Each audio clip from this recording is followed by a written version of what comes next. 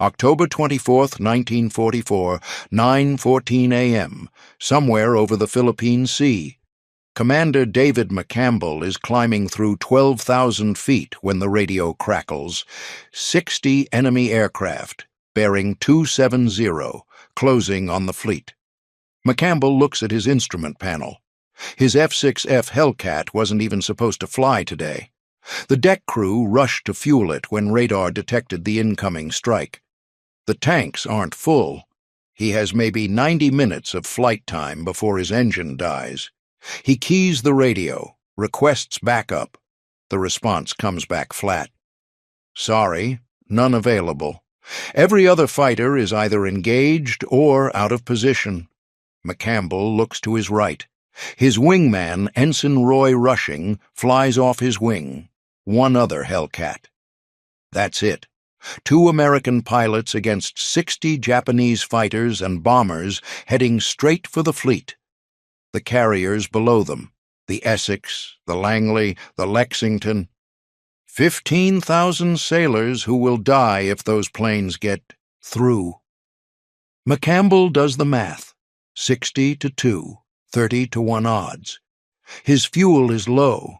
His backup isn't coming. The rational move is to shadow the formation, report their position, wait for reinforcements. Instead, McCampbell pushes the throttle forward and attacks. What happens next takes 90 minutes.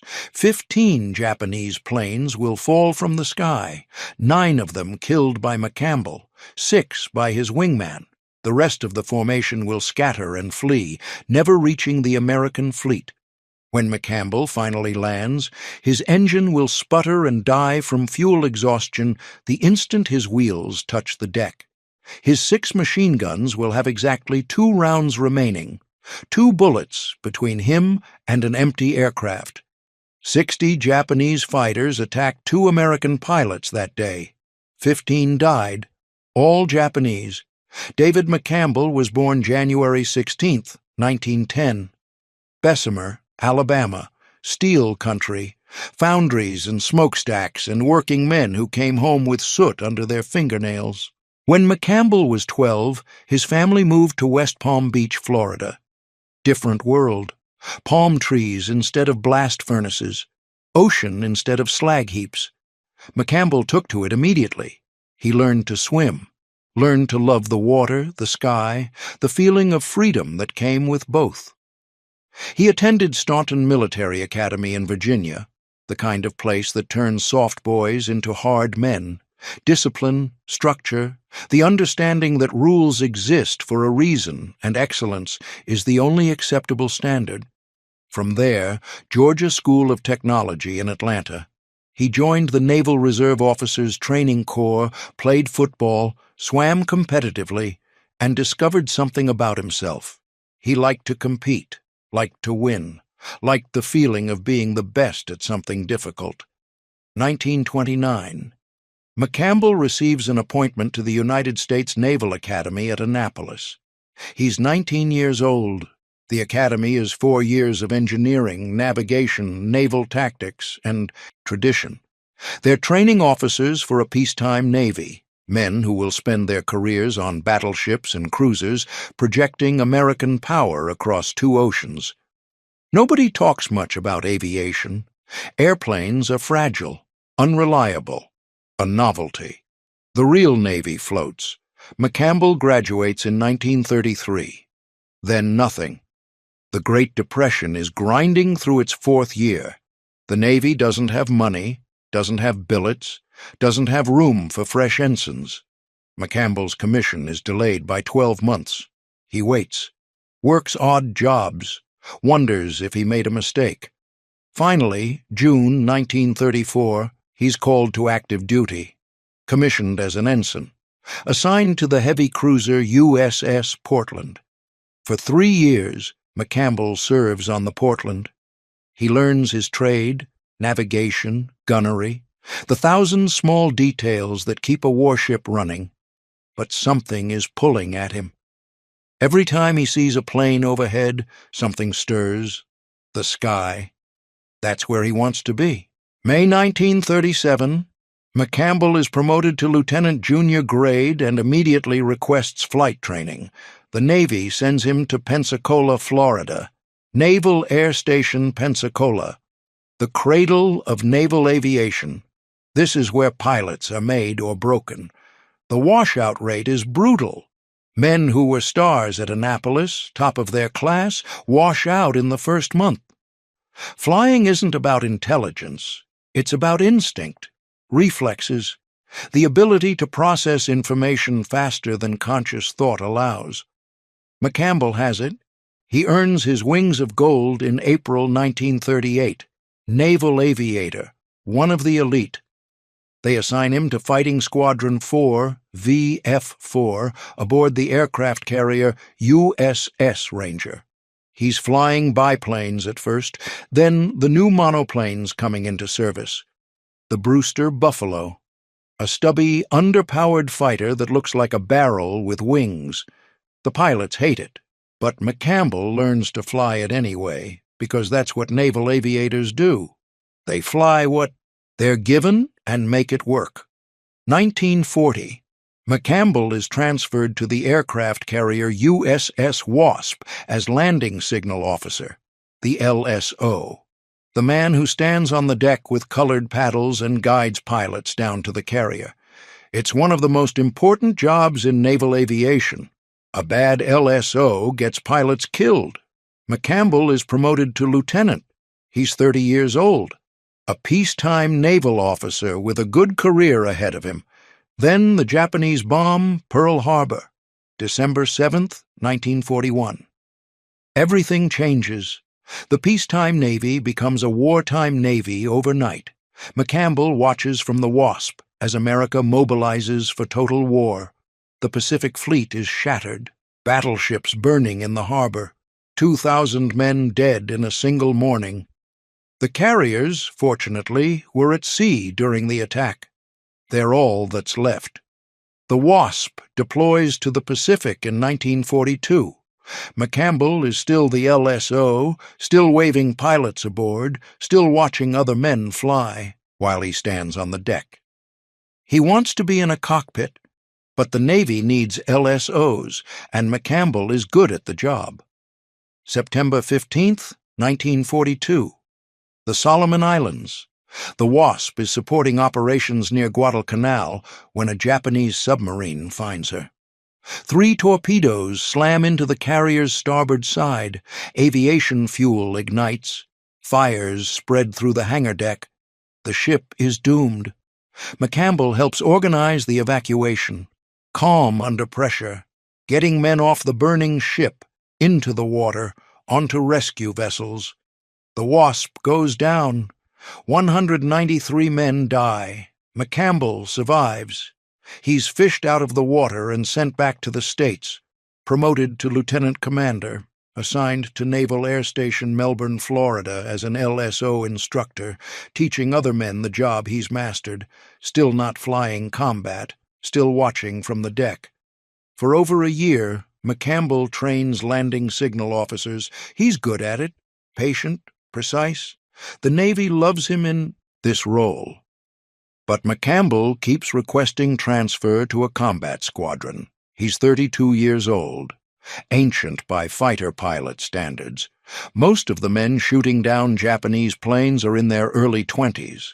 Fast reflexes, quick reactions, the kind of youth that makes you think you're immortal. McCampbell doesn't care about the age statistics. He knows he can fly, knows he can fight. Finally, in August 1943, the Navy relents. McCampbell is assigned to form a new squadron, Fighting Squadron 15. V-15. He'll build it from scratch, select the pilots, supervise the training, create a unit that meets his standards. September 1943. McCampbell takes command of VFM F-15. He's the old man of the squadron at 33. His pilots call him Dashing Dave behind his back. Some of them wonder if he's too old, too careful, too by the book for combat. They're wrong. February 1944. McCampbell is promoted to commander and given leadership of the entire Air Group 15, not just the fighters, the bombers, the torpedo planes, everything that flies off the carrier. Air Group 15 is assigned to the USS Essex, one of the newest and most powerful carriers in the Pacific Fleet. They deploy in spring of 1944. Destination: the Pacific War. McCampbell's first combat comes May 19, 1944, a fighter sweep over Marcus Island. He doesn't score a kill, but he gets his first taste of combat flying. The speed, the chaos, the way training either holds or doesn't when someone is actually trying to kill you. 3 weeks later, near Saipan, he sees a lone Zero emerge from the clouds. McCampbell maneuvers behind it, lines up the shot, squeezes the trigger. The Zero comes apart in mid-air. First kill. McCampbell has been in the Navy for 10 years. He's 34 years old, and he's just getting started. June 19, 1944. The Marianas, the Great Marianas, Turkey, shoot. The Japanese launch a massive carrier strike against the American fleet. 400 planes in multiple waves, the largest carrier battle of the war. American radar detects them coming. The fighters scramble to intercept. McCampbell leads his squadron against the second wave. 80 Japanese aircraft, bombers and fighters, heading for the American carriers. McCampbell spots a formation of Aichi D-4Y Judy dive bombers below him. He rolls into a dive, lines up the first one, and opens fire. The Judy explodes. He slides to another, fires, another explosion. In minutes, McCampbell has 5 kills, 5 aircraft destroyed in a single engagement, ace in a day, a feat only a handful of pilots ever accomplish. But McCampbell isn't done. That afternoon, second sortie, he finds 2 Mitsubishi Zeros over Guam. He kills both of them. 7 kills in a single day. The Marianas Turkey shoot ends with over 300 Japanese planes destroyed. The Japanese carrier air arm, the force, that attacked Pearl Harbor, is broken. It will never recover. McCampbell has announced himself. 7 kills. More than most pilots achieve in an entire war. And he's just warming up. For the next 4 months, Air Group 15 ranges across the Pacific. They hit Japanese bases at Iwo Jima, Taiwan, Okinawa. They sink ships, destroy planes on the ground, strafe troop columns. McCampbell leads from the front. He doesn't ask his pilots to do anything he won't do himself. His kill count climbs. 10, 15, 20. The men stop joking about his age. Dashing Dave has become something else entirely. A predator, the most dangerous pilot in the Pacific. Then comes October 1944, the Philippines. General Douglas MacArthur is returning, just like he promised. The largest naval battle in history is about to begin. The Battle of Leyte Gulf. 4 separate engagements across 100,000 square miles of ocean. The Japanese throw everything they have left at the American invasion fleet: carriers, battleships, cruisers, and aircraft. Hundreds of them. Land-based planes from airfields across the Philippines launched in desperate waves against the American carriers. October 24th. The Essex's radar picks up a large formation inbound. 60 aircraft, fighters and bombers, heading straight for the fleet. McCampbell is in the ready room when the call comes. All available fighter pilots, man your planes. His Hellcat, Mincy 3, wasn't scheduled to fly. It's low on fuel. But McCampbell decides he's available. He runs to the flight deck. The deck crew scrambles to fuel his plane. They don't have time to fill the tanks completely. McCampbell straps in anyway. His wingman, Ensign Roy Rushing, launches beside him. 7 other Hellcats join them, assigned to hit the bombers. McCampbell and Rushing will handle the fighters. They climb to intercept. 12,000 feet. 15,000. McCampbell sees them first. A formation of enemy aircraft. spread across the sky. He counts them, 40 fighters at least, probably more, Zeros, Oscars, Tonys, the cream of Japanese naval aviation escorting bombers toward his fleet. McCampbell radios for reinforcements. Every other American fighter is engaged or out of position. The response comes back cold. Sorry, none available. McCampbell looks at Rushing. Rushing looks back. 2 planes, 2 pilots, against 60 Japanese aircraft. They attack. McCampbell has the altitude advantage. He uses it perfectly. The Hellcat is heavier than the Zero, faster in a dive, better armored. In a turning fight, the Zero wins. But McCampbell doesn't turn fight. He dives through the formation, picks a target, fires, pulls up, climbs, repositions, and dives again. Boom and zoom, hit and run, the tactics that American pilots have learned work against Japanese fighters. The first Zero never sees him coming. McCampbell drops onto its tail from above, 3,000 feet of diving acceleration, 6, 50 caliber machine guns converging on a single point. The Zero disintegrates. McCampbell zooms back up, scanning for the next target. Rushing is on his wing, covering him, calling out threats. Bandit at 3 o'clock high. Break left. McCampbell finds another Zero. Dives, fires. Kill number 2. The Japanese formation begins to react. But they're confused. They expected to strike the American fleet unopposed. Instead, 2 Hellcats are slashing through them like wolves through sheep. They can't pin down the Americans. Every time a Zero tries to engage, McCampbell or Rushing is diving from above, shredding their wingman, disappearing back into the sun. The minutes blur together. McCampbell loses count of his firing passes. He's operating on pure instinct now. A lifetime of training compressed into seconds of action. Spot the target. Dive. Lead the aircraft. Fire. Watch the tracers converge. See the hits. Pull up. Climb. Do it again.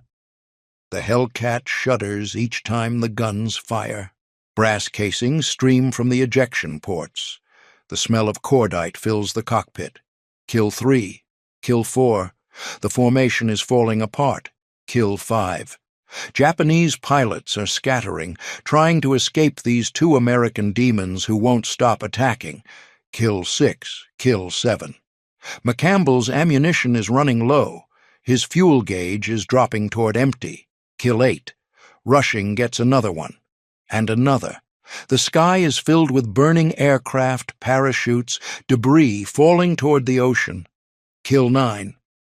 McCampbell pulls off his final target and checks his instruments. His fuel tank is nearly dry. Minutes of flight time remaining. Maybe less. He's far from the Essex. Too far, maybe. He banks toward the fleet. The return flight is tense. McCampbell watches his fuel gauge like a man watching an hourglass run out. Every second, the needle drops lower.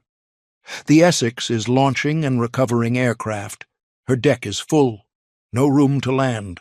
McCampbell diverts to the Langley, another carrier in the task group. He calls the ball. The LSO guides him in. His approach is perfect. Has to be. No fuel for a go-around. The Hellcat's wheels touch the deck. The tailhook catches the wire. The aircraft jerks to a stop. And the engine dies. Complete fuel exhaustion. Not fumes. Empty. The plane had nothing left. Deck crew rush to the aircraft. McCampbell sits in the cockpit for a moment, hands shaking for the first time all day. They check his guns. The armorer counts the remaining rounds.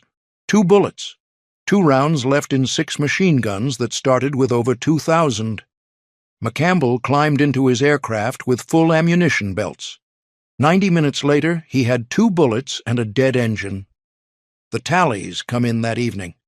McCampbell, 9 confirmed kills. Rushing, 6. 15 Japanese aircraft destroyed by 2 pilots. The rest of the formation, scattered, turned back, never reached the fleet. 15,000 sailors on those carriers below never knew how close they came. 2 pilots stood between them and 60 Japanese aircraft. The 2 pilots won. The Battle of Leyte Gulf ends in catastrophe for the Japanese. They lose 4 carriers, 3 battleships, and hundreds of aircraft. The Imperial Japanese Navy, as a fighting force, ceases to exist. October 24th, the day McCampbell shot down 9 planes, becomes the single deadliest day for Japanese aviation in the entire Pacific War. McCampbell's 9 kills in one mission sets a record that no American pilot has ever matched, before or since. 9 enemy aircraft in 90 minutes. And he did it on low fuel, without backup, outnumbered 30-1. When the recommendation for the Medal of Honor reaches Washington, nobody questions it. The citation says it plainly. Fighting desperately but with superb skill against such overwhelming air power, he shot down 9 Japanese planes and, completely disorganizing the enemy group, forced the remainder to abandon the attack before a single aircraft could reach. The Fleet. January 1945. The White House. President Franklin Roosevelt places the Medal of Honor around David McCampbell's neck. The president's hands are thin, trembling. He's dying, though few know it. 3 months from now, Roosevelt will be dead, but today he's honoring the Navy's greatest ace. McCampbell stands at attention. 34 kills, the highest-scoring Navy pilot in American history, a record that still stands today. No naval aviator has ever surpassed him. Let's count what David McCampbell earned in 6 months of combat. Medal of Honor, Navy Cross, Distinguished Flying Cross, 3 of them, Silver Star, Legion of Merit, Air Medal, 34 aerial victories, 318 planes destroyed by his air group in aerial combat, another 348 destroyed on the ground, nearly 300,000 tons of enemy shipping sunk. 1 battleship, 3 aircraft carriers, 9 cruisers, 19 destroyers, air group. 15 becomes known as the fabled 15, the most successful carrier air group of the Pacific War, and McCampbell led them. The war ends. McCampbell stays in the Navy. He serves as senior aviation advisor to Argentina, commands the attack carrier USS Bonhomme Richard, rises to the rank of captain. His career continues for another 2 decades, steady promotions, important assignments, the respect of everyone who serves with him. He retires in 1964, moves back to Florida, the state where he grew up, where he learned to love the sky and the sea. McCampbell doesn't write a memoir, doesn't do the lecture circuit, doesn't trade on his fame. When reporters ask about the war, about the 9 kills, about the 2 bullets and the empty tanks, he deflects. "I brag about the planes I shot down," he says once, "but I don't brag about the number of people I killed. For 32 years, all I did was try to forget all of it." June 30th, 1996, Riviera Beach, Florida. David. McCampbell dies in a nursing home. He's 86 years old. They bury him at Arlington National Cemetery. Section 46, Grave 929, among heroes of every American war. The Navy names a destroyer after him, USS McCampbell, DDG-85, commissioned in 2002. The Palm Beach International Airport names a terminal in his honor, the Ace of Aces. At the Navy's Top Gun school in Nevada, his photograph hangs on the wall. The standard, the legend, the pilot every naval aviator measures themselves against. Here's what the story of David McCampbell tells us. Courage isn't always loud. It isn't always the man screaming and charging with a bayonet. Sometimes courage is quiet, calculated, cold. David McCampbell heard the radio call. No backup available. He had every excuse to hang back, shadow the formation, report their position, wait for help that wasn't coming. Nobody would have blamed him. Nobody would have questioned the decision. 60 aircraft against 2. The math was suicide. Instead, McCampbell pushed the throttle forward and attacked. Not because he didn't understand the odds. He understood them perfectly. He attacked because 15,000 men on those carriers below him were counting on someone to stop those planes, and there was no one else. Just him and his wingmen. 2 Hellcats against the world. 90 minutes later, 15 Japanese aircraft were falling toward the ocean in flames. The rest were running for home. The fleet was safe.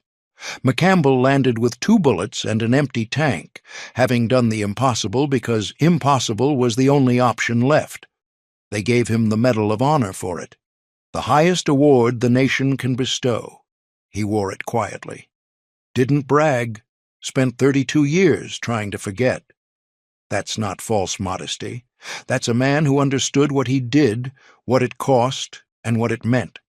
60 Japanese fighters attacked 2 American pilots that day. 15 died, all Japanese. David McCampbell, the ace of aces, the man who ran out of fuel, ran out of bullets, and never ran out of courage. David McCampbell didn't consider himself a hero. He considered himself a man who did the job that needed doing. But his record still stands 80 years later as a testament to what happens when skill meets absolute defiance.